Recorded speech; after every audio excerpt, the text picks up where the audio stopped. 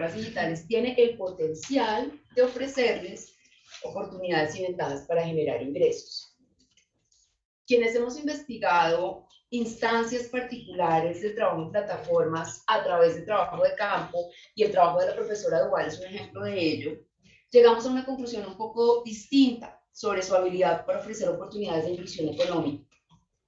Aunque es innegable que el trabajo en plataformas ofrece una entrada a la actividad productiva para personas que no tienen y por distintos motivos no pueden acceder a un empleo, el trabajo en plataformas para muchas de estas personas en muchas ciudades del mundo significa continuar en las márgenes sociales, devengando ingresos que apenas cubren los costos de supervivencia y a cortísima distancia del hambre y la desposesión.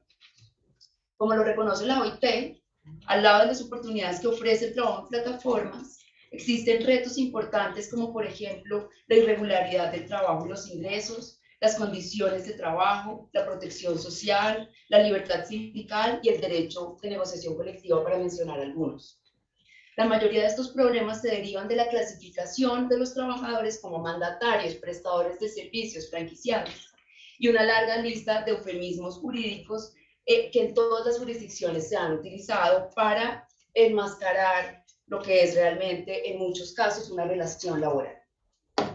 Por la novedad que plantea el trabajo en plataformas, particularmente por la ausencia de prestación del servicio en la sede del empleador y algún nivel de autonomía que tienen quienes prestan sus servicios sobre en qué horarios y qué días trabajar, se dice que se trata de una modalidad de trabajo no subordinado y que por eso escapa a la cobertura del derecho laboral.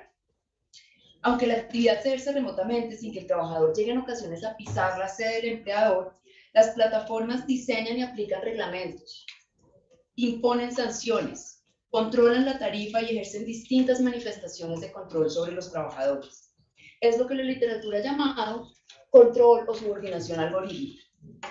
Uno de los hallazgos más interesantes del trabajo de la profesora Duval es que ha encontrado indicios de que en lugar de promover la productividad de los conductores, en muchos casos los algoritmos reducen deliberadamente su productividad para deprimir sus ingresos. Hablaremos un poco más sobre esto esta mañana.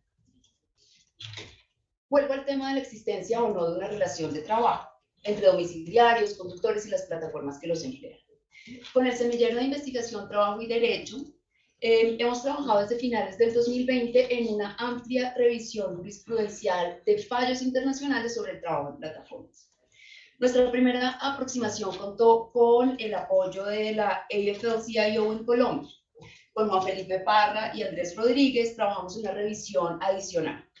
En total hemos revisado 55 sentencias de tribunales internacionales sobre el trabajo en plataformas, y con base en esta muestra, el 76% de esos fallos ha declarado que existe una relación laboral entre los conductores o domiciliarios y las plataformas que los emplean.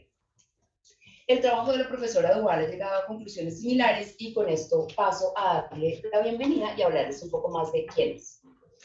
Gina Duval es académica, activista y abogada especializada en derecho laboral. Ha sido profesora en UC Hastings College of the Law desde 2015. Su investigación hace una combinación entre etnografía, historia y teoría crítica, y enlaza los conceptos de derecho, tecnologías y trabajo precario. El medio de comunicación TechCrunch la ha llamado una, comillas, estrella improbable en el mundo de la tecnología. Y esto es porque es bastante poco común que abogados académicos se metan en temas de la industria tecnológica. Precisamente esa es la razón para posicionarla como una voz importante, no solo en el mundo de la tecnología, sino para la tecnología. Como líder de pensamiento en el TechLash, la preocupación de la profesora Duval sobre cómo las vidas y las identidades de los trabajadores se ven afectadas por los desarrollos tecnológicos y los marcos legales emergentes la ha llevado al frente de las batallas de los trabajadores por sus derechos y su capacidad de organizarse en contra de algunas empresas poderosas y de las mejores financiadas del mundo. ¿Qué deben hacer los trabajadores cuando, como muestra la profesora Duval en uno de sus artículos más conocidos, empresas como Uber pueden ignorar la regulación por completo, poniendo de cabeza no solo a una industria, sino socavando potencialmente la legislación laboral a largo plazo? La profesora Dual atraviesa la escritura académica como una verdadera erudita pública. Ha sido citada por la Corte Suprema de California, publicada por revistas de derecho y revistas académicas de primer nivel, tiene espacio en el New York Times, The Guardian, Slate, y recientemente estuvo en un escenario en SXSW, que es un festival en Austin. Antes de su trabajo actual en UC Hastings, fue becaria doctoral en Stanford, donde anteriormente fue estudiante de grado con especialización en relaciones internacionales y especialización en estudios feministas. En el medio obtuvo su título de abogada y doctorado en UC Berkeley, donde escribió una disertación etnográfica de la industria de los taxis. Hay muchas cosas muy interesantes del trabajo de Dina y realmente los invito a que conozcan más de su trabajo. Por un lado, tiene muchos años de experiencia entrevistando, acompañando, analizando a decenas de conductores en los estados de Washington y California, su perspectiva crítica, su atención a las dinámicas cambiantes del trabajo en plataformas, su articulación con una visión histórica y su real elegancia para contar los resultados de su investigación, que la hacen realmente muy atractiva para sus lectores. El trabajo que vine a presentar hoy no se ha publicado todavía, con lo cual tenemos un pan que todavía está en el horno. Y bueno, para nosotros es realmente un placer que Dina haya aceptado nuestra invitación.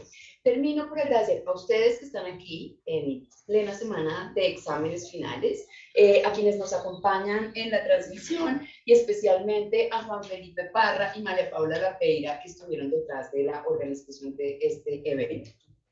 Muy especialmente al profesor René Urrueña, que no nos acompaña, creo que está conectado, y es el director de la cátedra de la OMC en la Universidad de los Andes, y quien en parte hizo posible todo este evento.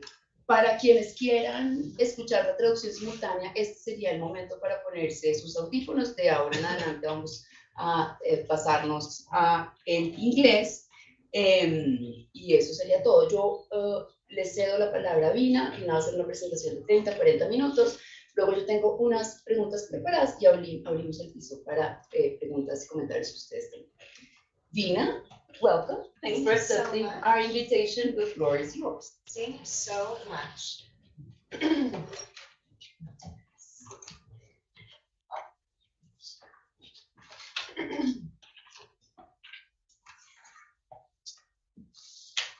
And it will also show, oh, you can see already, great. So I'm delighted to be here today, and I'm grateful to Natalia for the invitation, to Juan Felipe for all of the work in making this happen, to the translators, Juan Pablo y Cristina, and also I brought two of my friends with me here to Maria Gomez and Joanna Gonzalez to enjoy and learn from this beautiful city and country of yours, and deeply, deeply honored to be here and to share this work. And also to learn about all of the amazing work that some of you are doing, and Natalia and Juan Felipe are doing. So I'm delighted today to share findings from my long-term ethnographic research on platform labor in San Francisco, and to present an early draft of my new article called On Algorithmic Wage Discrimination. So of my recent work, this article is particularly important to me because it creates a novel framework for thinking about a remuneration practice, a payment practice that's been observed across the on-demand transportation and logistics economy for the last roughly 10 years, but that has yet to be named or adequately or cohesively theorized. This practice, which I've called algorithmic wage discrimination, is central to the livelihood insecurities of a growing number of racial minority and immigrant workers in the US and in Europe, and of course the world over. A staggering 16% of US workers have engaged in on-demand work, and of those who depend on it for survival, roughly 70% are racial minorities and immigrants. In the San Francisco Bay Area, where most of my research was conducted, the number is much higher. 78% of on-demand ride-hail and delivery workers are racial minorities or immigrants. To date, socio-legal scholars who study labor platforms, including me, have largely attributed the precarities borne by on-demand workers to the legal classification of those workers as independent contractors and not as employees, or self-employed, not employees. While employment status is exceedingly important, the prevailing legal framework for employment actually does not address or capture many of the new and distinct concerns that arise in digitally mediated work, nor do nascent attempts at addressing workplace problems caused by technological surveillance and digitalized workforces capture the distinct set of new concerns that I'm going to talk about today. Let me offer an illustrative anecdote. So 1 month ago, in mid-October, the White House Office of Science and Technology Policy released a non-legally binding blueprint laying out affirmative rights that the public should have with respect to artificial intelligence. Tellingly, this full blueprint, which you can find online, specifies that these rights should extend to employment-related systems and offers important examples of existing harms for which there is currently no legal recourse. It gives the real-life example of an automated system in which a worker was paid less than he was owed because an AI-powered camera made a mistake in judging his behavior and wrongfully penalized him by docking his pay. The problem, as per the blueprint's analysis, was the system's mistake, the mistake in observing activity that didn't happen. What the blueprint does not mention, however, is that the worker, a delivery service provider for Amazon, was paid a variable rate based on fluctuating demand, along with bonuses based on a black box digital evaluation of his on-the-job behavior. So he wasn't paid by the hour, he was paid by all of these different sort of determinations that then would decide how much he was paid from hour to hour. The AI system through which he was remunerated made this hourly pay unpredictable and its calculation unknowable. This additional information begs the question: is the harm of the automated system that the blueprint specifies the mistake that was made by the automated system, as the blueprint points out? Or was it the structure of Amazon's payment system, rooted in data extraction from labor and in digitalized surveillance and control? I want to convince you that it is the latter. Indeed, even if the mistake and the population level problems that come with it, including reduced economic security, mobility, and pay for a highly racialized workforce, are a feature and not a bug of Amazon's control structure and payment mechanisms, then we should understand this whole process as being a problem, not just the mistake of the machine in this moment. So their system of payment, made possible by dramatic changes in cloud storage, computing, and machine learning technologies of the last decade, pays different workers different wages for similar work.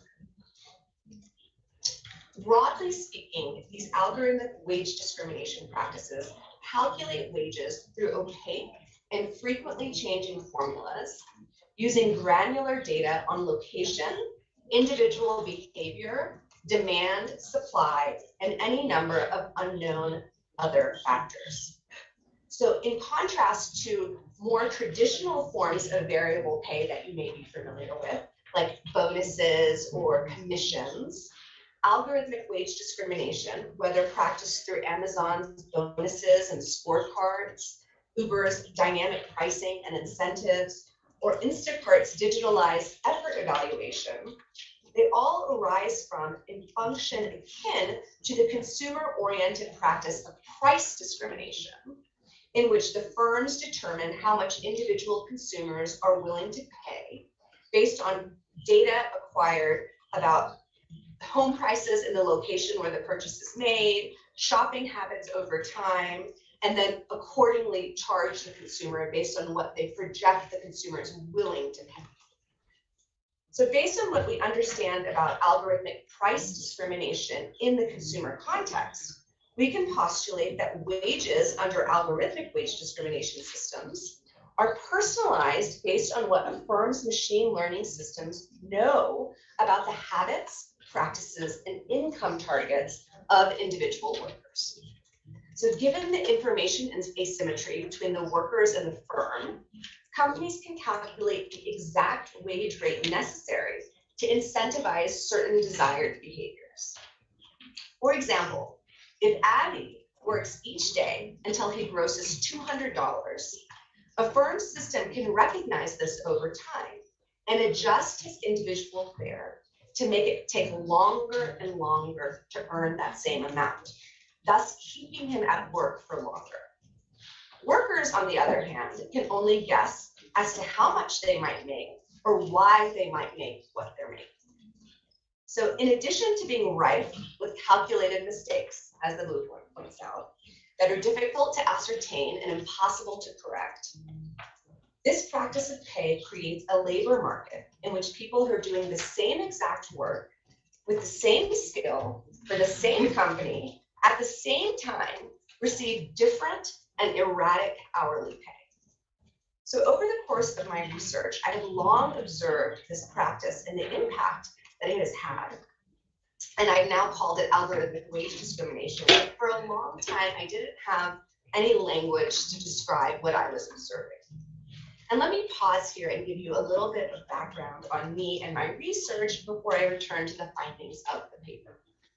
So for more than a decade, from 2012 to now the third year of the COVID-19 global pandemic, I've conducted an embedded ethnography of self-organizing ride-hail and food delivery workers, including taxi workers, Uber drivers, and Instacart delivery workers in California. My doctoral research in the Jurisprudence and Social Policy Department at UC Berkeley School of Law examined the legal origins of declining working conditions in the taxi industry and how immigrant taxi workers organized to better their livelihoods. This research began as an outgrowth of my practice as a public interest lawyer who represented low-income workers in policy and administrative matters. As I filed my dissertation in 2014, my research was unceremoniously disrupted by the advent of Uber, Lyft, and their erstwhile competitor Sidecar on the streets of San Francisco. Much of my engaged ethnographic research of the taxi industry had taken place in worker organizing meetings. I distinctly remember a taxi driver, David, interrupting one such meeting in 2013 and complaining that an unmarked car had recently cut in front of him in the hotel taxi line. He had been patiently awaiting his turn for a fare when a tourist got into the back of an unmarked car instead of into his taxi. The driver, David had discovered, worked for a new startup called Uber, and he was very anxious that the firm would disrupt his livelihood. I remember being skeptical that consumers would choose to use a service that involved getting into unregulated vehicles, or that city officials would allow such a clearly illegal service to proliferate. I said as much to the taxi workers in the meeting, and I pushed for us to return to that day's agenda. But David, a longtime veteran of the taxi industry, had of course been right, and I naive in my predictions. Not only did California or San Francisco allow these then illegal ride-hail services to grow, the state of California, mere months later, passed a set of regulations that legalized the industry while leaving a host of very important legal questions unanswered. In sharp contrast to taxi regulations, these novel state regulations allowed an unlimited number of digitally deployed taxis to operate without any fare regulation, leaving the daily and hourly wages of workers completely unprotected. These California regulations were rapidly replicated in cities and states across the United States. This legal sanction and loose regulation also signaled to aspiring entrepreneurs and Silicon Valley venture capitalists that on-demand services and logistics firms were a promising investment. Suddenly, there was an Uber for dog walking, an Uber for house sitting, an Uber for house cleaning, an Uber for grocery shopping, an Uber for last mile package delivery, an Uber for hairstylists, and even an Uber for caretakers. What made these businesses novel and exciting for investors was not just that workers could download an app on their phone and be connected to consumers who needed or desired their labor. It was also the ways in which the companies classified their workers to raise projected revenue. It was the ways in which the firms used aggressive lobbying and other forms of corporate advocacy, including the harassment of scholars like me and policymakers, to prevent the enforcement of existing laws against these companies. By not providing any employment benefits and treating the workers like independent business people, the companies were able to lower their labor overhead by over 35% and simultaneously do away with concerns about potential union organizing. While corporate interests had kept the federal minimum wage at a staggeringly low $7.25 for many years, these firms had done something even more spectacular. They got rid of the wage floor altogether. At the same time, the firms actively prevented efforts of enforcement and extension of existing employment laws to their firm activities. Indeed, the new California state regulations remained silent on the issue of worker classification, as did city and state attorney generals who are in charge of enforcing these laws, therefore offering state sanction to the treatment of this highly racialized workforce as independent business people without access to the minimum wage, unemployment insurance, workers' compensation if they're injured on the job, and the rights to organize and collectively bargain for better, more secure working conditions. As one city attorney revealed to me, explaining his department's reticence to sue the companies, quote, "We cannot afford to be papered by Uber's lawyers, even if they are on the wrong side of the law." End quote. So although wages for Uber drivers were initially quite high, supplemented by venture capital money used to draw workers into the industry, from 2014 to 2018, worker wages plummeted by between 65 and 80%. As a result of worker agitation, interest in minimum wage protections for this on-demand workforce grew, and several important class action lawsuits were filed in federal court in California in 2016, only to be undermined in private arbitration proceedings after the passage of the US Supreme Court's decision in Epic Systems the same year. During this time, I continued my research on taxi workers and also expanded it to include workers in the on-demand, ride-hail, and eventually food delivery sectors. Most of my thousands of hours of participant observation and everyday conversations with California on-demand workers took place in airport holding lots, in regulatory meetings, in workers' homes, at cafes, in driver organizing meetings, at protests, in courthouses, and over Zoom. But I also conducted dozens of life histories, hundreds of in-depth individual interviews, focus groups, and even a 225-person survey of on-demand drivers in San Francisco. During this decade, I observed a continual drop in worker wages and constant changes in the algorithms that directed worker pay. The legal regime that governed these workers' work also changed with the passage of California's AB 5 in 2019, which I'm happy to talk about in the question and answer, and then Proposition 22 in 2020. During my research, most worker advocacy and worker-focused research, including my own, singularly examined the problem of employment status. All driver complaints about wages were and are treated as a consequence of not having access to employment protections. Indeed, during my research and related to the contestation of worker status as independent contractors, two huge academic debates erupted over, one, exactly how much the average Uber driver was earning, and two, how drivers felt about employment status. Were on-demand ride-hail drivers, as an Uber-funded study led by Cornell University's Louis Hyman, making closer to $23 an hour? Or were they, as per the calculations of UC Berkeley economist Michael Reich, making on average closer to $9.73. While these studies used largely the same data sets, their dramatically different conclusions relied on strategic, calculated decisions. Hyman's team, shaped by Uber's constraints, did not include the expenses associated with owning and maintaining a vehicle, while Reich's calculations did.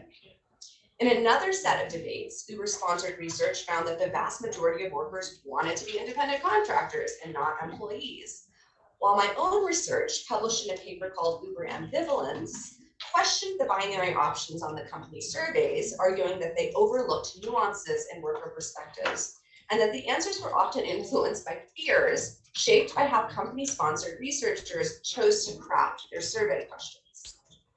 But while we scholars were disputing the average hourly wage rate and whether or not on-demand workers really wanted employment status, a more simple and important truth went unobserved. Workers, no matter how their wages were calculated, were making vastly different amounts of money from day to day and from hour to hour. And most, like the economists, were unsure of how much money they were making. And this was the problem, a problem caused by digitalized variable pay practices that existing wage laws by themselves did not and do not address. In observing this and its impact on the lives of my interlocutors, I began to ask questions that are adjacent to, but distinct from, the question of employment status. How can we think about these new payment classification systems in relationship to the legal and cultural norms developed through the regulation of work in the last century? What makes payment for work fair or unfair? How do workers experience the effects not just of the low pay, but of how that low pay is determined? And to get at answers, I first had to conceptualize this practice of digitalized variable payment as a distinct and new labor management phenomenon, not even a decade old, that was adopted by on-demand labor platform companies to solve a particular problem that accompanies their classification of workers as independent contractors or self-employed people. Since firms cannot direct independent contractor workers as to where they must go and when they must go there to calibrate supply and demand, they use data extracted from workers' labor and fed into automated tools to incentivize temporal and spatial movement. This is what algorithmic wage discrimination looks like for the average Uber driver. They receive a base fare per ride rooted in what Uber calls upfront pricing. This is a personalized, algorithmically determined amount. Uber drivers rely on any number of offers, bonuses, surges, quests, and other what I call wage products from which to raise their base fare, which is often untenably low by itself. And I should say, we have no idea how this base fare is calculated. Drivers have no idea what upfront pricing, how it is determined, and workers get different upfront pricing for doing the exact same work. So these wage products, the additional financial incentives and dynamic pricing structures, are designed and deployed to influence individual worker behavior. These products are not the same for every driver, nor are they the same across time. For example, the surge multiplier that Diego is presented may not be the same multiplier that is sent to Marta, even if both workers are working in the same area at the same time. The bonus offer that Mohammed receives on any given week is not the same as the offer sent to Goldie. The reasons that underlie these differences are opaque. How then does this practice comport historically? Until the 2010s, while wages were frequently very low and wage insecurity was exacerbated by what we call just-in-time scheduling structures in the service sector in the US, payment practices still reflected or claimed to reflect certain legal and cultural norms with respect to fairness. So though the US-based system of work is largely regulated through contracts with a strong deference to the employer's prerogative, there have long been two general restrictions on wages that have emerged from and with labor movements that inform notions of distributional fairness. I conjecture that these same restrictions are present in most other legal systems across the world. So first, We have minimum wage and overtime laws, which set a price floor for the purchase of labor in relationship to time. And we have anti-discrimination laws, which prohibit discrimination in the terms, conditions, and privileges of employment. Both sets of wage laws can be understood as forming a core moral foundation for the regulation of most work in the US. They come to legitimize worker concerns about certain kinds of distributive injustices. The minimum wage, for example, most centrally addresses concerns around low pay. But historically, the adjudication of minimum wage laws, even during the early 20th century in the US, during which the Supreme Court actually struck down minimum wage laws, reflected other norms as well, including a judicial commitment to calculative fairness, that even without a legal wage floor, wages should be predictable and they should be reached in ways that are honest and clear. So in the US, there's this famous case called Adkins. This was passed in, I think it was 1909, over a century ago. It's best known for striking down a minimum wage law. And the court said that minimum wage laws at that time were a naked and arbitrary exercise of power. But even Adkins, even this case that struck down the minimum wage, sets forth critical norms of calculative fairness that remain relevant. The Supreme Court wrote, a statute requiring an employer to pay in money, to pay at prescribed and regular intervals, to pay the value of the services rendered, even to pay with fair relation to the extent of the benefit obtained from the service would be understandable. So in other words, even a court that cast the minimum wage as a naked and arbitrary exercise of state power recognized the importance of fairness, of payment in form and in time. Citing two previous decisions, the industrial era Adkins court explained that it upheld previous wage regulations because in those cases, the technology through which the wages had been calculated, including an instrument that was measuring coal, were not fair in form or method. So this value of calculative fairness, embedded even in these early 20th century Lochner era decisions, is worth contrasting with this ascendant practice of algorithmic wage discrimination in the on-demand economy, in which the calculation of wages, again through the introduction of new technologies, is for the first time in history arrived at through an entirely unpredictable and opaque digitalized means. Under algorithmic wage discrimination, a worker cannot know what the firm has decided their labor is worth. And the technological form of calculation makes each person's wages different. This unpredictability is a matter of fairness quite apart from the fact that some members of this racial minority workforce make so little as to fall below the minimum wage, below legislatively determined subsistence levels. Thinking about wage regulation historically, then, algorithmic wage discrimination raises not just the problem of minimum wage value, but also of the wage setting process. The second set of existing wage laws, the federal anti-discrimination laws that we have, were enacted after the civil rights movement and after the first wave feminist movement in the US, in part to address persistent individual and population level inconsistencies, problems that algorithmic wage discrimination raises anew.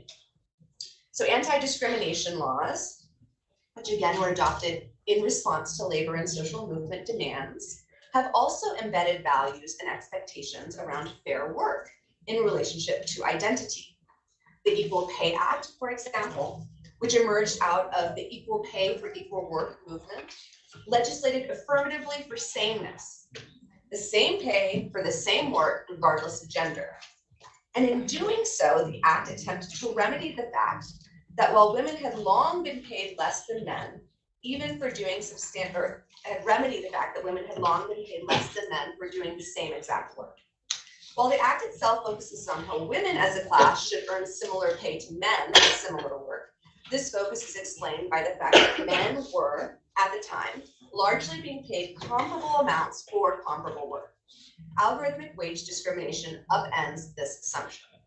Some, including Uber's own chief economist, Jonathan Hall, have suggested that the on-demand economy and the pay structures that come with it can help narrow the persistent wage gap between men and women by lowering what we call the job flexibility penalty. And yet, Hall and his co-authors in a 2020 study show that women working for Uber make roughly 7% less than men. The authors attribute this wage difference most significantly not to when the women work, but to the logic of compensating differentials. That is, to the logic that constitutes Uber's algorithmic wage discrimination practices, which through seemingly objective calculus recreate the gender wage gap for the workforce. Now, in my ethnographic research, I found that the prevailing legal and cultural wage norms that I'm talking to you about, fairness and distribution, distributive justice embedded in anti-discrimination and minimum wage laws, have become powerful frames through which workers understand their wages and recognize their work experience as harmful or unjust.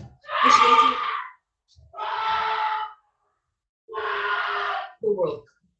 Oh. I'm sorry. Something bad happened, clearly. Which leads me to my second question. How do workers experience algorithmic wage discrimination? Sorry, I shouldn't reveal this yet. Notably, in defining their payment structures as unfair, the on-demand workers in my research often spoke of their low hourly wages, despite the fact that they were not paid by the hour. They still think about it in terms of the hourly wage. They also drew on the language of equal pay for equal work laws, condemning the digitalized variability of their income in comparison to other drivers. The fact that different workers made different amounts for largely the same work was a grievance, defined through inequities that often pitted workers against one another, leaving them to wonder what they were doing wrong or what others had figured out. For example, Adil, a refugee from Syria who lived 2 hours outside of San Francisco and drove into the city to work, sleeping in his car for 6 days a week, told me, "My friends, they can make it. So I keep going. Maybe I can figure it out. It's unsecure, and I don't know how they do it. I don't know how I am going to do it, but I have to. I mean, I don't find another option. In a minute, if I find something else, oh man, I will be out immediately. I started praying recently. Maybe God can help me. I'm working hard. Why can't I make it?" So in addition to complaints about the injustice of the low, variable, and unpredictable hourly pay, workers made 2 other moral judgments about the techniques through which they were remunerated. First, they frequently described the process of attempting to earn not through the lens of gaming, as is often described in the literature, but through the lens of gambling. So Ben Valdez, a full-time Uber driver who supports his wife and 3 kids in Los Angeles, said to me over the phone, "It's like gambling. The house always wins. They are incentivizing every driver to accept every ride. This is why they give tools and remove tools. So you accept every ride, even if it's costing you money. You always think you're going to hit the jackpot. Hey, it's almost time to roll the dice. I gotta go." Second, drivers portrayed the algorithmic changes or interventions that prevented them from earning as they had hoped or anticipated as trickery or manipulation. As Domingo explained, it feels like the algorithm is turned against you. There was a night at the end of one week, it felt like the algorithm was punishing me. I had 95 out of 96 rides for a $100 bonus. It was 10 o'clock at night in a popular area, and it took 45 minutes in that popular area to get that last ride. The algorithm was moving past me to get to people who weren't so close to their bonus. It really feels like you're being manipulated, not random chance, but literally makes you feel like you're being punished by some unknown and spiteful God. The constant references to God here is also quite fascinating. The algorithm gods. In dynamic interactions between a worker and the labor platform's app, the machine, like a supervisor, is a powerful, personalized conduit of firm interest and control. But unlike a human boss, the machine's one-sided opacity, inconsistencies, and cryptic designs create shared worker experiences of risk and limited agency. Perhaps most insidiously, however, the manufactured uncertainties of algorithmic wage discrimination also generate hope. Hope that a fair will offer a big payout. Hope that next week's Quest guarantee will be higher than this week's. And these feelings may temporally defer or suspend the recognition that, as Ben put it, the house always wins. The cruelty of those temporary moments of optimism become clear once again when workers get their payout and subtract their costs. So vacillating between feelings of possibility and impossibility, freedom and control, workers experience algorithmic wage discrimination as a practice in which the structures and functions of the machine boss are designed to take advantage of them by providing the illusion of agency. And drawing on these worker insights, I argue that algorithmic wage discrimination is a deeply predatory labor management practice, a practice that feeds on feelings of hope while limiting real possibility of economic certainty and security, while simultaneously reconfiguring long-held cultural norms around compensation. So what can we do about this if we agree that we need to do something? Workers, as I discussed in part 3 of this article, have been using existing legal mechanisms to both gain clarity and control over these practices. But as I argue, these approaches have critical limitations. One group of organizing workers, the Rideshare Drivers United, who I study in California, have sued Uber and Lyft in state court, alleging that these wage setting practices that I'm talking about violate fair business practice rules protecting people from fraud and price fixing. And while I think this is promising litigation and have offered pro bono consultation, a positive outcome will not necessarily stop these wage practices at other companies absent copycat lawsuits or aggressive state enforcement. And meanwhile, new companies proliferate every day. Two other ways that workers are approaching these problems, or at least attempting to assert control over them, involve understanding the data that's being collected to make these pay determinations. So inspired by James Farrar and the Worker Exchange in the United Kingdom, groups of US workers are attempting to use GDPR copycat laws in the US to understand how their wages are algorithmically calculated and what kind of data goes into those calculations. But in the European context, workers have been largely unsuccessful. Companies like Uber and Ola have successfully refused such requests, arguing that they are overridden by intellectual property laws and even safety concerns. And in instances where workers have gotten this data, like Amazon has had some of this data up, they have not been able to leverage it for any political or legal changes. Groups of workers in the US have also mobilized to collect their own data and form data cooperatives, selling it to regulators and using it to better understand what companies offer them better hourly wages and under what conditions. But these data collectives do not fundamentally intervene in the economic relationship between the hiring firm and the workers. They also have 3 more fundamental limitations. As an initial matter, the assessments made through these cooperatives are constantly changing as the practice of algorithmic control continues to change. So there's limitations to data cooperatives' ability to provide workers with the stability and predictability that they seek. For example, workers in my research who have figured out a way to hit their income target, that's how most workers work, their income target. They figured something out for a few months and they've come to rely on these techniques, are often devastated when this knowledge about the system is inevitably upended by changes in the algorithm. In other words, while data cooperatives might give workers some derivative knowledge over the kinds of data that is collected about them, they are not able to exert sustained control over the constantly changing automation processes that determine their pay.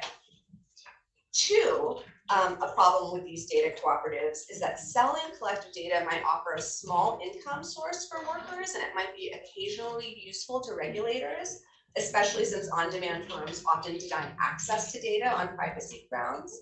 But it also assumes that this kind of collection and sale does not carry with it social risks when utilized to make private or public decisions in other contexts. And 3, and perhaps most troublingly for me, the problem with these data cooperatives is their reliance on third-party data brokers. So workers who sign up, for example, to be a member of Driver's Seat, which is a cooperative in the US, often sign up for automatic tracking. And the driver's seat relies on a third-party service called Argyle, so it's a data broker, to connect to the on-demand labor platforms and import their data and activities. But Argyle is itself a data broker that watchdog organizations have flagged for potentially fraudulent practices, like phishing workers to extract their employment data. Argyle claims to have the employment data of 80% of gig workers, which it makes available for sale as its primary source of income.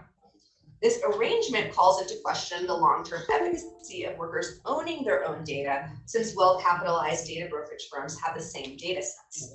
This then raises a whole host of other questions about downstream harm. Can companies use this data to create and sell data derivatives that trap workers into certain wage brackets based on their income history? Can they or do they use this data to target workers for predatory payday loans or to deny other kinds of credit? And these are troubling yet necessary considerations in thinking about these current attempts to address or at least control algorithmic wage discrimination. So in identifying and developing a moral and legal framework for thinking about the practice of algorithmic wage discrimination, I invite you all, as well as readers, regulators, and scholars of work, to think about what a more radical approach might look like.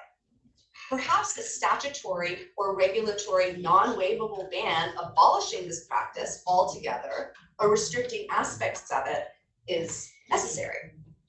So in addition to ending the gamification of work and the uncertainty of hourly wages, I posit that a non-waivable ban like this might disincentivize certain forms of data extraction and retention that pose threats to worker autonomy and privacy outside concerns about pay, and the well-documented implications of these practices on urban geographies, including the consequential rapidly developing blight of dark stores and ghost kitchens in cities across the US. And the details of such a ban I leave to future research. But before I end, I just want to note that although I have focused on algorithmic wage discrimination as a labor management practice in on-demand sectors of work, which are, and I can't emphasize this enough, majority people of color and immigrant workforces in the US, the core motivation of firms to adopt this practice, labor control and wage flexibility, apply well beyond this space. Indeed, I predict that if left legally unaddressed, algorithmic wage discrimination will not only continue to exacerbate and entrench existing problems of racialized economic insecurity and immobility, but also spread into other sectors of employment, including healthcare, retail, restaurant, and computer science work, producing new and troubling cultural norms around remuneration. The on-demand sector and my research thus holds important and portentous insights for forthcoming conflict over moral ideas about work and wages. Thank you.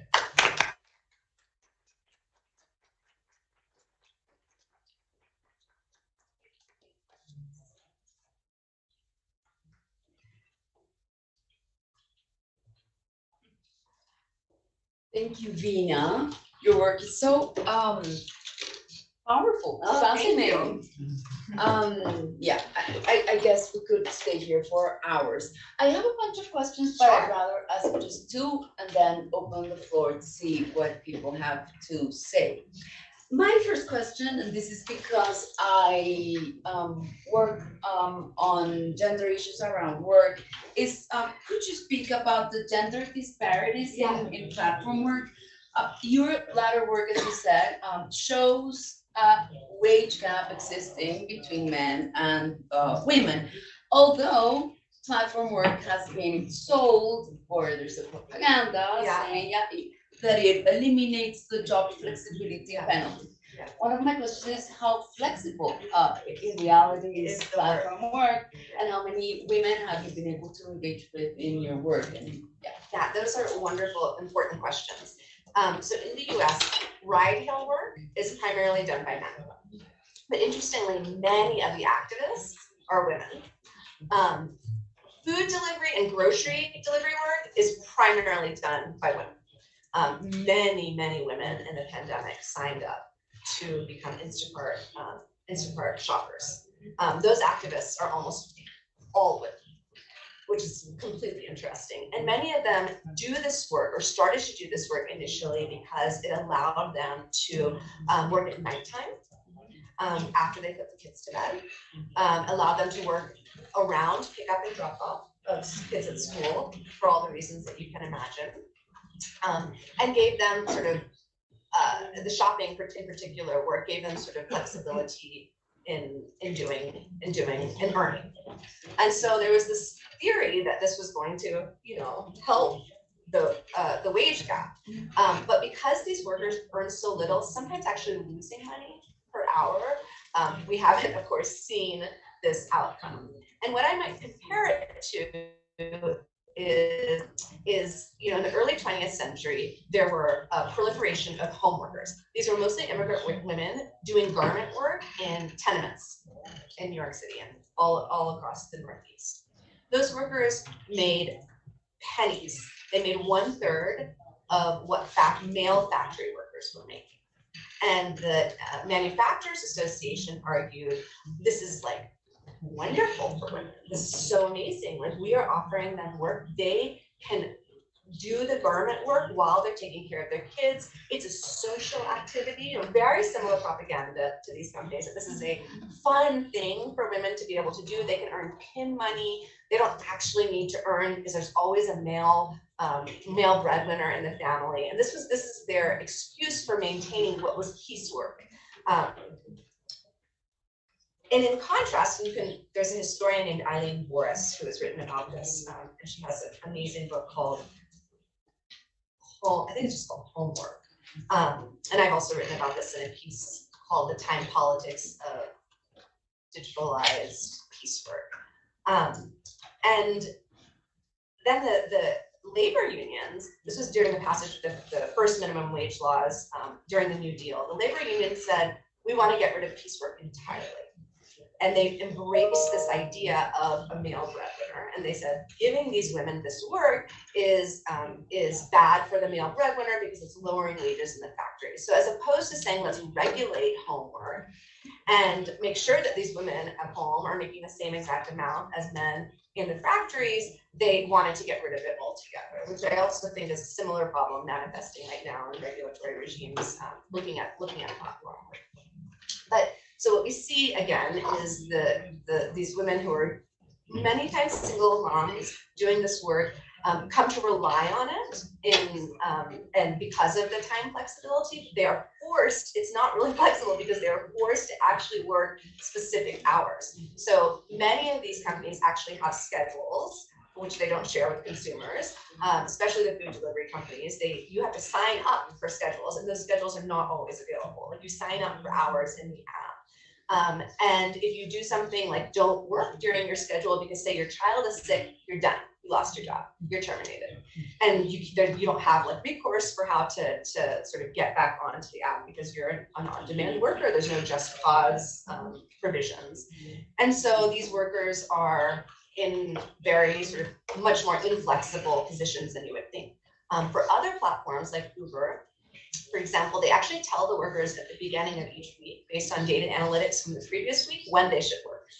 So if you're working at 2 a.m., like Dara Goshashaki loves to talk about how you can just download it and start working. If you start working, then you're going to lose money because you're losing money on gas, you're losing money on wear and tear on your cars, and if there's no demand, there's no work. So they actually tell you ahead of time, look, if you want to make money, you have to work between 4 p.m. and 8 p.m. or whatever the data analytics from the previous week tell you. And so in actuality, in order to earn, you are fixed around particular schedules. And so one of the things that I've argued in my Uber ambivalence paper that I mentioned is that not only is this flexibility notion quite untrue and quite problematic, but if you look at other sectors of work that are now competing with these on-demand companies like fast food and retail, they are offering more flexible work than these companies because they're competing for the same sets of workers. And that workers actually do need and want flexibility, time flexibility, scheduling flexibility. I mean, it's part of why I became a professor. I mean, not the whole reason, but I need, you know, I wanted flexibility over, I didn't want a boss. No one wants a boss. I want, you know, really, it's like fundamental to understanding this platform works that no one wants a boss. It's humiliating to subordinate yourself to someone. And if sometimes early on, it feels better to subordinate yourself to an app than to a person. And so people sort of embrace this work, and over time, particularly the people that rely on it for their full-time work, those are the people that do the vast majority of the work. 70% of the work itself, even though there's so many casual workers, 70% of the work is done by full-time workers who are doing this as their profession, not as pin money on the side. Recognizing this flexibility is quite important. And so I've pushed regulators and unions and labor advocates to think about what might it look like to legislate for flexibility. That it might be an important way to think about sort of the new wave of rights that workers need as we move forward. Interesting. This is my second and last question. I'll give the floor to you guys. So for some, platform work is, as I mentioned at the beginning of introducing you, platform work is considered freelance, temporary, and flexible activity that can boost job creation in countries with high unemployment rates like Colombia. At the same time, some others argue either that there isn't an employment relationship between workers and platforms, or that even if there was one, if platforms did pay employees compensation, they would go out of business. And so we would be left in a worse off situation. So can you speak about this apparent catch-22 between more jobs with less quality or less jobs with higher quality? I mean, this is always the argument of the capitalists, right? If we hire wages, if we make wages higher, then we're just going to have to close. And meanwhile, the CEOs, executives, and shareholders are making millions, if not billions of dollars, right? So two things. One, and I understand that some of you are employment law students. I don't know the legal doctrine in Colombia, but in the US, under all the different definitions of employment status, there is nothing that says that if you have flexible work, you cannot be an employee. I have flexible work. I am very much an employee of the University of California. And in one of my early papers, Wage Slave the Entrepreneur in the California Law Review, I show historically how this concept of having two distinct types of workers, employees and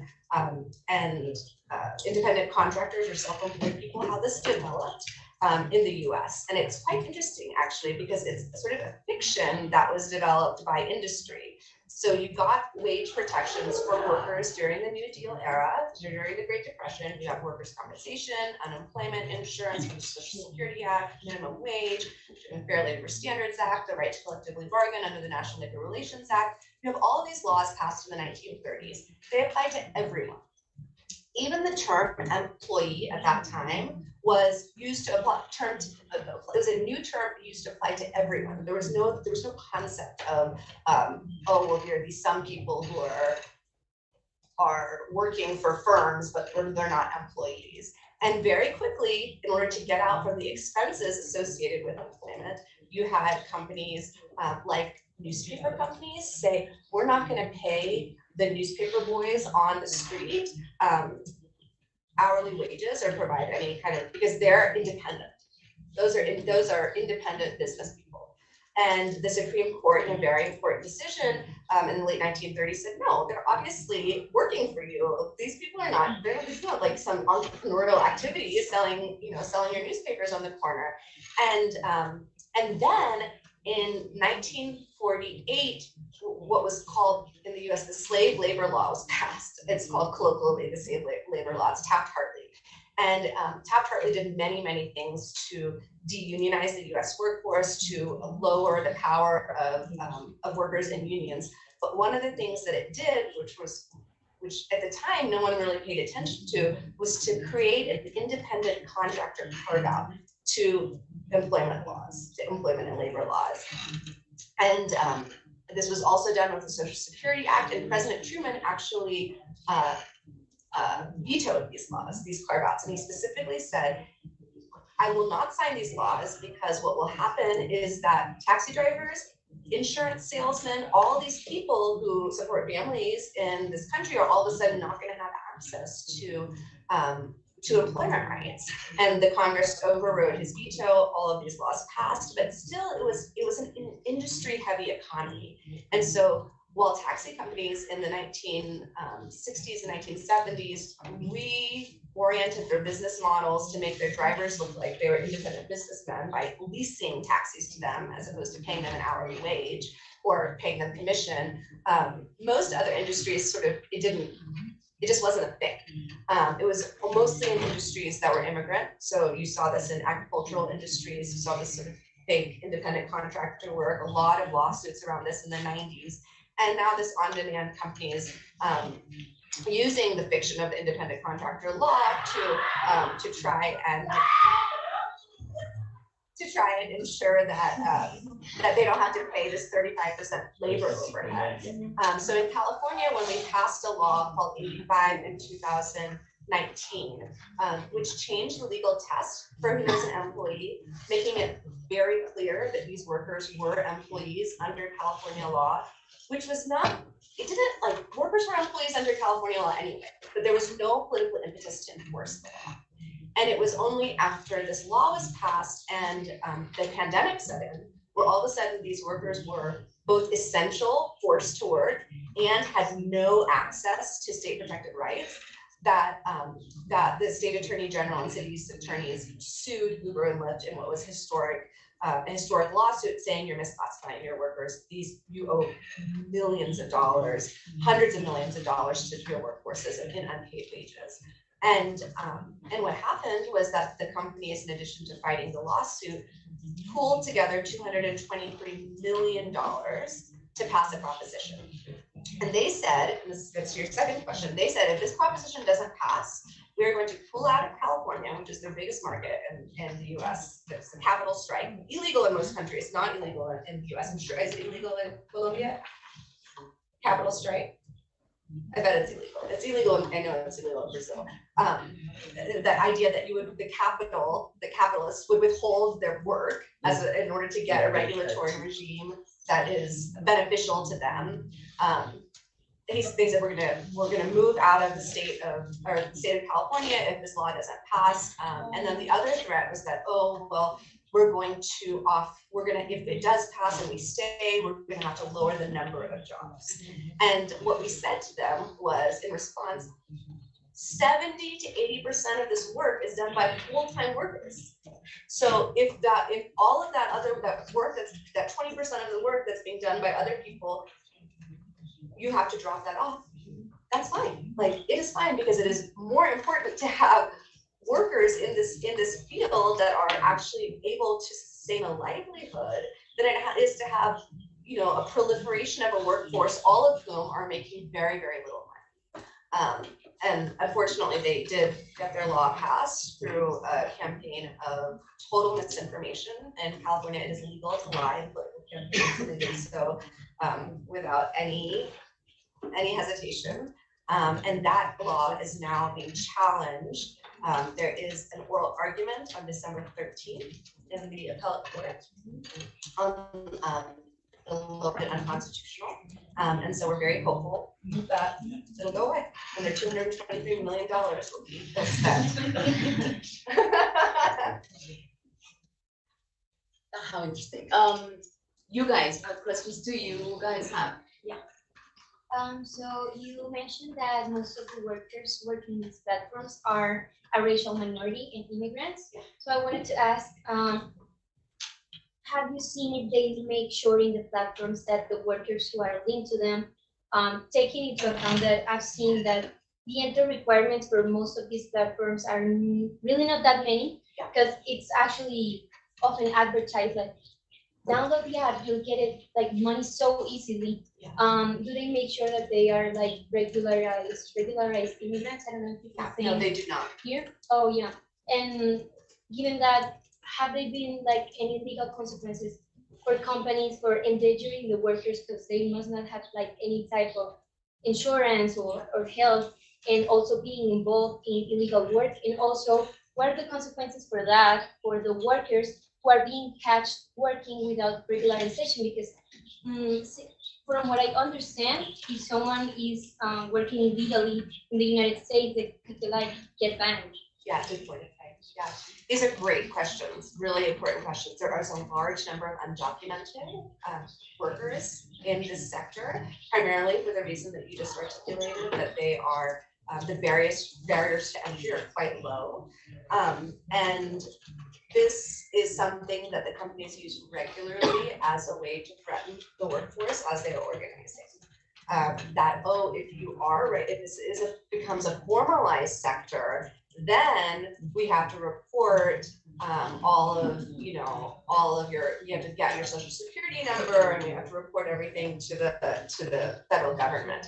But the reality is that most of the undocumented workers actually work under other people's accounts. So similar to every other industry in which undocumented workers labor, they just find ways of living, right? And so there are extremely exploitative relationships that form in that context, right? Like when you have one person's account, and the companies are now finding ways through facial recognition technology to stop this practice as well.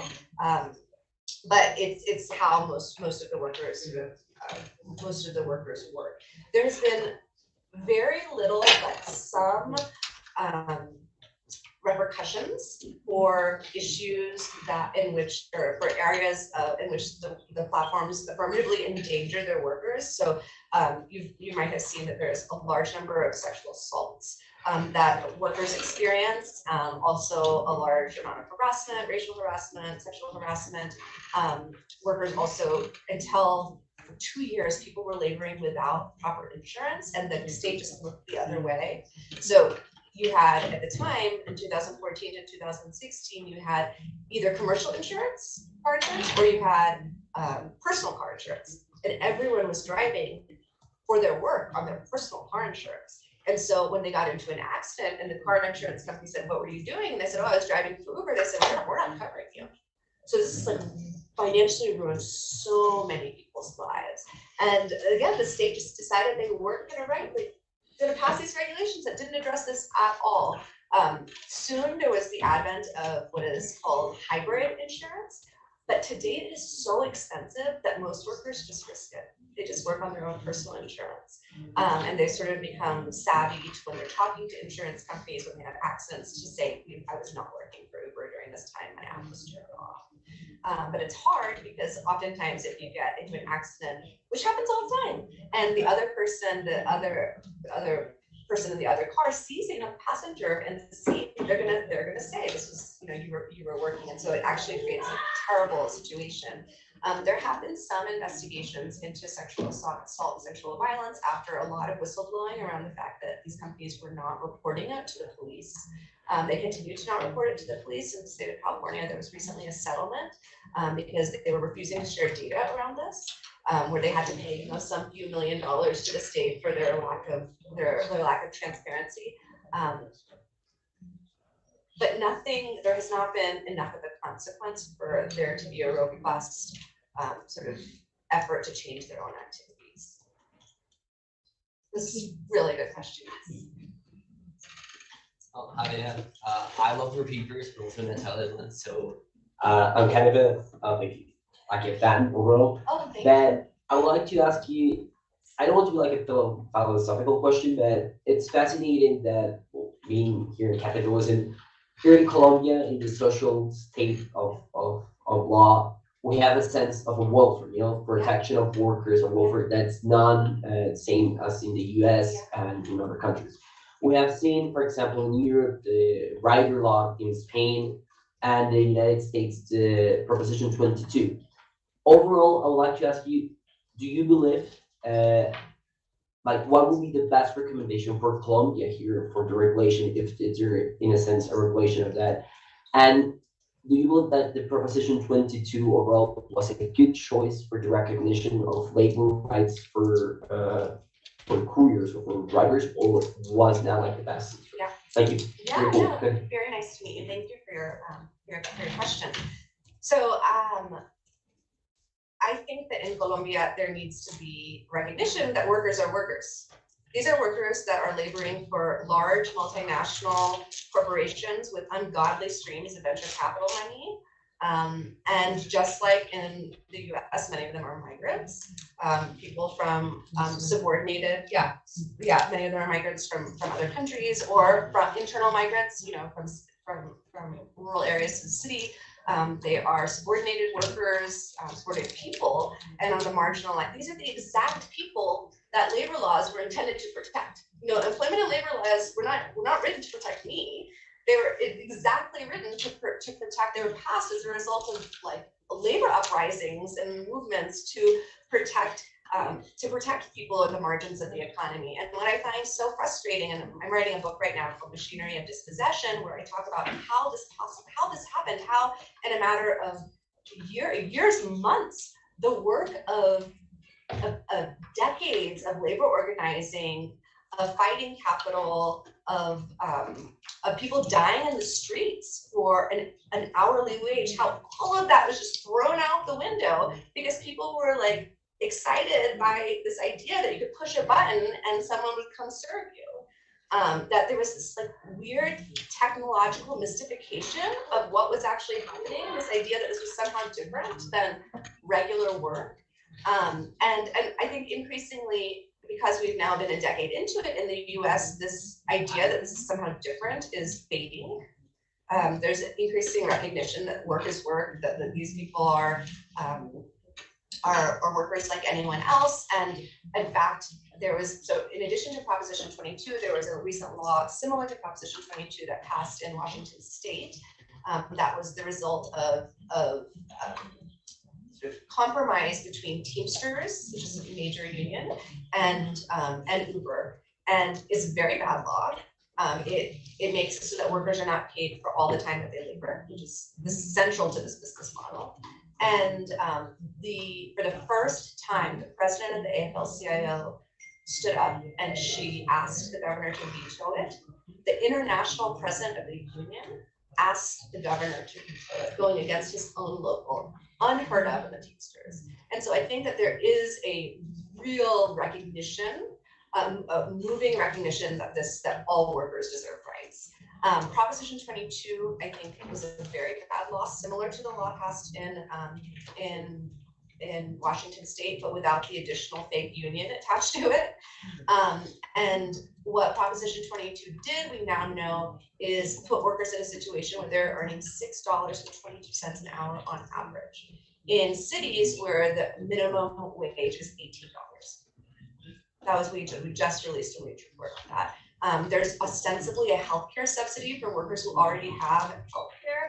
Almost no workers, unless they have healthcare through their partner's company, actually have health insurance. Everyone is on Medi-Cal or Medicare, and those workers don't get the healthcare subsidies. And we found that the workers that are even eligible to get the healthcare subsidy, which is something like $200 a month, aren't getting it. And so, like, it's just like a self-written law by industry to continue to practice, to work the way that they were working. And actually, I have been working to prevent similar passage of laws in New York, in Illinois, in Connecticut, Massachusetts, where they are trying to do the exact same.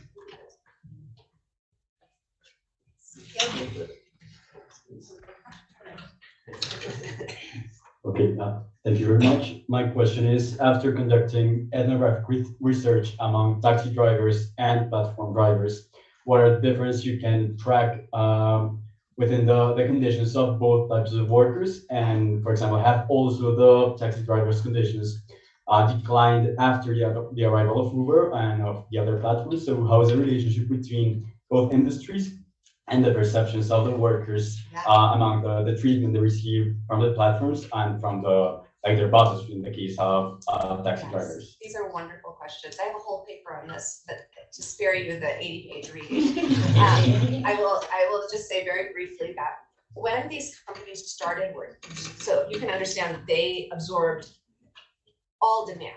So initially there were 1,700 cabs in the city of San Francisco. So even though these workers were also considered self-employed and they weren't getting hourly wages, they had a limited number of drivers on the street at any given time. And so with supply artificially curtailed, they could have higher wages, right? So there's something truly entrepreneurial about taxi drivers, where they decided decided where they were going to work. They had this like intimate knowledge of the city. They developed clientele. Like there were ways to really raise your wages. Still very precarious work. But they also, for reasons I won't get into, had access to workers' compensation if they were injured, because taxi driving, according to the federal government, is one of the most more dangerous than being a cop in America. It's one of the most dangerous jobs. And then, and they also had access to unemployment insurance if the companies fired them. But there were a lot of like social relationships that you had to depend on in the taxi industry. Like in order to get a good shift, you had to develop a good relationship with your manager through tipping or graft or, bribing. In order to get a good car, you had to like tip some other dude. In order to get a good dispatch, good rides, you had to tip the dispatchers. And so like everyone, there was a lot of complaints about how like I have to tip everyone to get, and then there were racialized complaints. Like a lot of drivers chose to do a long-term lease, even though it's very economically precarious. It means that you pay for a car for 3 months. Like you pay like $2,500 for a car for 3 months, and you just earn whatever you earn during that time period. And they chose to do it because they were like, I don't want to go into the garage every day and deal with the racist bullshit of the garage manager. So those are the kinds of complaints that you got in the taxi industry. But then when Uber came, it was fascinating. I mean, it decimated the incomes of the taxi companies and the taxi industry more generally, including the taxi workers. So for the first time in my entire life, I saw these taxi workers and taxi bosses like working together.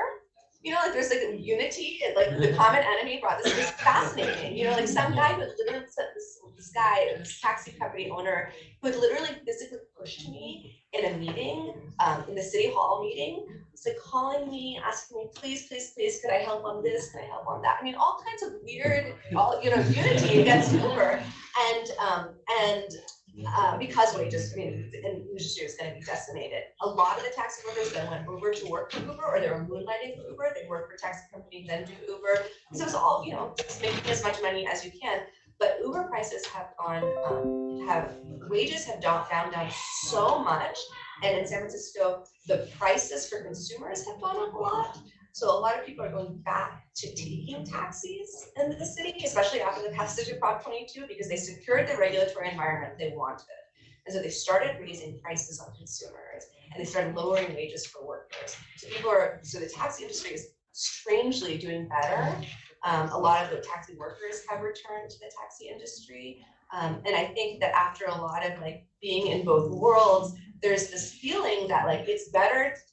None of this is not ideal, right? But what I've heard drivers say is that I prefer arguing with someone, a human that they can argue with or that they can bribe, than with this like algorithm that they can't figure out and that there's no way to argue with. And so both have their terrible experiences in both settings and both places, but there is more unity amongst taxi and Uber drivers now because there's so much overlap in the workforce, and there's a sense now that Uber's not going away. For a long time there was a sense that if we just fight Uber drivers, Uber will go away. And now if they're not going to go away, we need to have, and this has happened in New York City, where the same rules apply to both industries or to both sets of workers.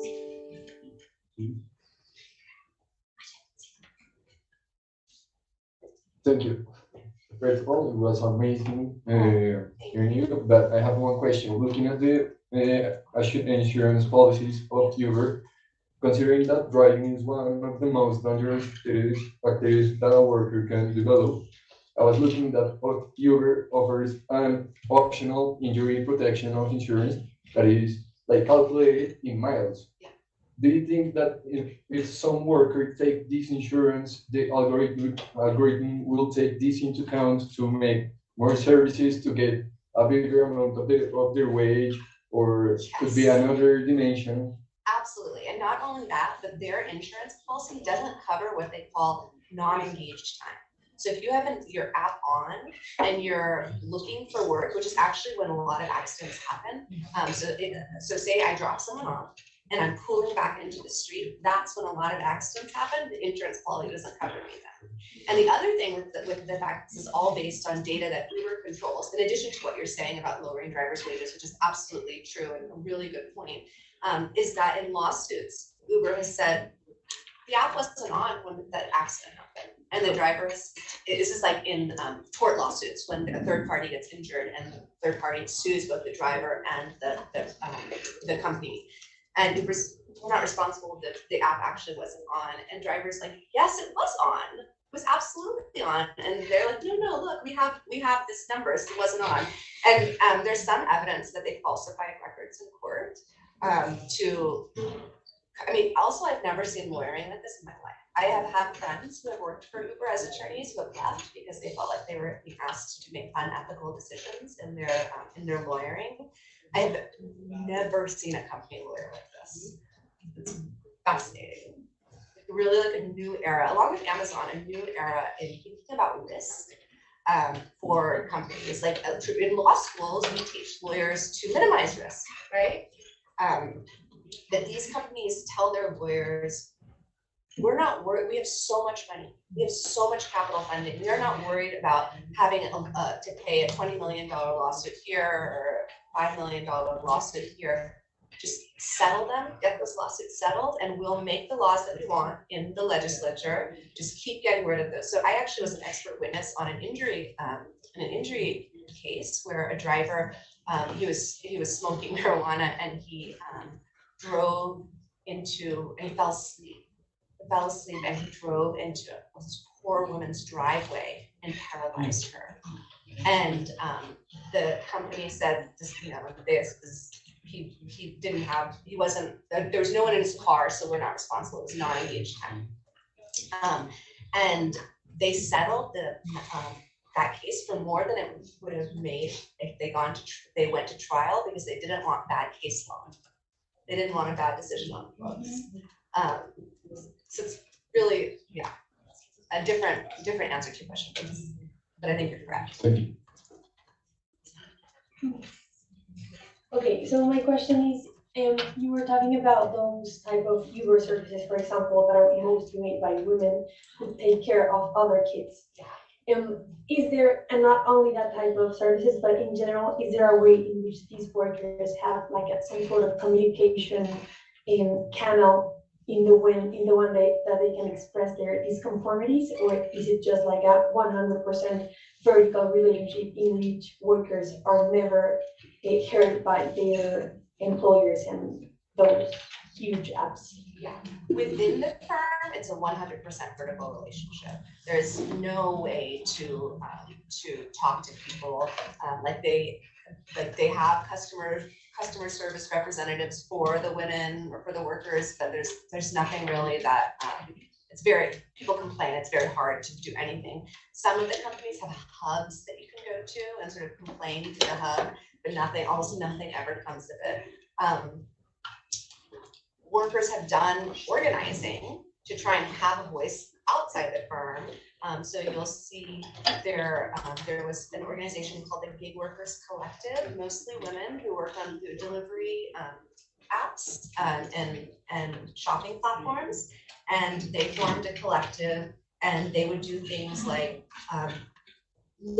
put on Medium. Do you have Medium in Colombia? It's like kind of like a blog website where anyone can post anything. You can have like a page and you can post something. So they wrote all of their complaints out on Medium, and they connected with the media, and they said, these are our concerns. We can't reach our bosses in any other way, and we're starting a digital strike. So we're all turning our apps off. We're not working for today, and we ask that you not use the services. It's hard because they have no voice. And so how do you reach these consumers who might be sympathetic and respect the picket line? How do you get other workers to do the same thing when they're like desperate for money and all of a sudden wages are higher that day because there's no one working, so there's, it's very, very, very difficult, different from when you have a manager. I mean, managers aren't desirable. As I said, no one wants a boss, but it's still like very different when you can actually go talk to someone than when there's no one at all by design to talk to. And like talking about that, the court has never expressed about that lack of representation. Nothing. So in the US, the only rights that workers have with regard to voice, what's called worker voice, is the right to collectively organize. And workers who are not considered employees do not have that right, because the allegation is that they may be price fixing because they're independent business people by trying to raise their wages. So this has made unions very reticent to help organize these workers. So the Gig Workers Collective tried so hard. They organized grocery shop workers. There's a whole union, United Food and Commercial Workers, UFCW, that represents grocery store workers, including employee workers who are delivery workers. And they were interested in funding this organizing, but they ended up not doing it because they were worried that then Instacart would sue them for abetting price fixing. And so the workers were really just like left to their own. I mean, really in a not just a gray area, but a black hole. So thank you very much for placing these topics on our university and coming here. My first question would be about the Assembly Bill 5 that you were talking about earlier. And exactly, well, some truck drivers, say that these ABC tests will have consequences with this truck drivers that are not affiliated with big companies, and that the financial weight will be on them, and they'll have to pay the insurances and all the additional costs. We could make somehow a comparison with Uber. So, and even some representatives say that drivers will go out of state and the business will go out. So what do you think about this bill? And do you think this is a real worry, and how can we solve it without pushing out this assembly bill, Yeah, so you're amazing how much you guys know about this. It's remarkable. Thanks to her. Yeah. So two things. One, it is true that the state by state way of dealing with employment and labor laws is really bad, because it is true that once in California we have so many employment and labor laws, so many, like 3,000 something. I mean, so many laws related to the workplace, and so it is much easier to do business in Wyoming, to set up business somewhere else. I mean, that is a calculated business decision that people made after the passage of AB 5, that especially digital companies made, like the media companies were like, I'm not gonna pay my journalists minimum wage. I'm just gonna go get a blog. I'm not gonna pay my blogger minimum wage. I'm gonna hire a blogger that's in Texas where there's no rules like this. So that is a concern, this sort of state by state approach. And one of the things that the Biden administration ran on, the platform that he ran on, was that he was going to take AB 5's ABC test and make it national, so that did not happen. It wasn't easy to. It's the same as outsourcing. When California in the 90s, when we discovered there are all these sweatshops and there was all these lawsuits about these immigrant women workers making minimum wage in these awful working conditions in Chinatown and San Francisco, and we sued the employers. The garment industry just picked up the work and sent it overseas, right? I don't know whether it's better or worse. I mean, it's hard to know. It's this drive to constantly evade sort of work law. With regard to the truckers, it's really interesting because trucking was deregulated under Reagan. It's like one of Reagan's most infamous things he did. And one of the things that emerged from the deregulation of trucking was the advent of these independent operator drivers. But the thing about the independent operator, they call themselves independent operators because there's always a middle person. And it's the middle person, that campaign was unbelievable. The campaign in California, the trucking campaign, where they were like, we don't want 85 to pass. It wasn't the drivers, it was the middlemen who waged an amazing PR campaign to make it seem like, and the PR campaign that was, I should say, co-funded with Uber, to make it seem like these companies, like these, that it was individual business people that were going to be hurt by this law, as opposed to the middlemen who had, and so like this is the trucking industry. I mean, this has been going on for decades in California, but really ugly battles. Like poor truckers in Oakland and LA have been trying to get employment status for 20 years. It's been like, and again, these are talking mostly Punjabi, like mostly people like me, immigrant workers who have limited English speaking, very little access to resources, and the middlemen, either the warehouse companies or the company that like provides financing to the smaller to the truck drivers, they're the ones who don't want to have to deal with AB5 because they don't want to be employers. They don't have to deal with the expenses. Thank you. And the second question, if there's no one out there wants to. Very short. Yeah, very quickly. So you were saying that there is no way to get the info, all this fund status, like the way it's calculated by the algorithm. Do you think this is because of some intellectual property law barriers, or like barriers that Uber places, or do you think that it's like the God that becomes a monster and not even Uber knows like how to deal with the algorithm? Oh, that's interesting. No, I think it's that they don't want to give the information. I think that they, because other companies have, I mean, the Amazon, et cetera, has, but they say that this is all IP protected. We don't want to share, but of course that's a decision. Like you can decide to share things that are protected by IP law. You don't have to keep it secret. But even the problem with the idea that they would share it, like this, there's been so much emphasis on, oh, they just give us the data, they just give us the data. But what I'm trying to say in this particular paper is even if you have the data, even if you have the algorithms, those things are changing all the time. And there's no explainability. Like if you're not a computer scientist who's working in that particular wage product department, you have no idea what this means. And so the point, I think, is less transparency and more just ending the practice. Acompáñenme a darle un aplauso a la comunidad.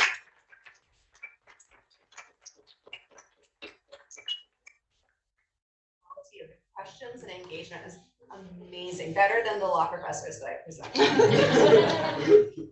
Muchas gracias a todos y todas por venir. ¿Qué? Ah, tenemos galletas, por favor, no se vayan sin comerse unas galletas. Y felices fiestas, final de exámenes, nos vemos por ahí. Gracias por venir. Oh, yes, I would love to.